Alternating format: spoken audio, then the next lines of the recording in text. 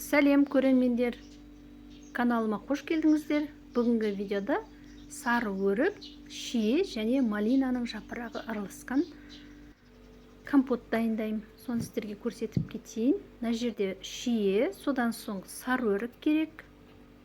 Сары өрік шамалы қаттылау болған дұрыс.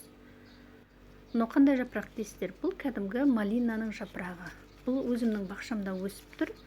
Соны жылда пайдаланамын. Компот дайындаған кезде өте пайдалы ағзаға. Сіздерде малина болса, жапырағын салып компот бассаңыздар болады. Құмшекерді 2 литр банкіге 2 кесе шағын құмшекер саламыз. Банкымызды булап, тазалап аламыз, крышкамызды қайнатып аламыз.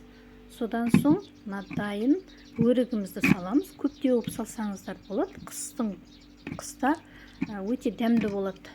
Өте тәтті болып жатқан кезде үстіне шамалы қайнаған су құйып жіберсеңіздер, мен қарай тәттілігі онша білінбейді. Міне малинаның жапырағын салдым. Содан кейін барып 2 кесе құмшекерді саламыз. Құрметті көрермендерім, сіздерге осы видео пайдалы болса, осылай жасап көріңіздер.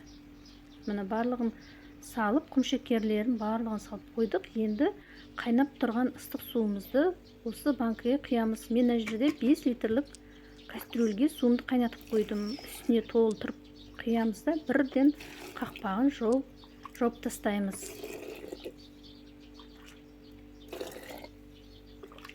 Ыстық күйінде жабу керек. Міне, құрметті көрермендерім, менің өзімнің жылдағы жабатын әдісім. Барлығын жауып дайындап қойдық. Енді мына құмшекері ерігенше банкіні жатқызып, шамалы шайқаймыз. Құмшекері еру керек. Сіздер де жасап көріңіздер. Көріскенше сау болыңыздар.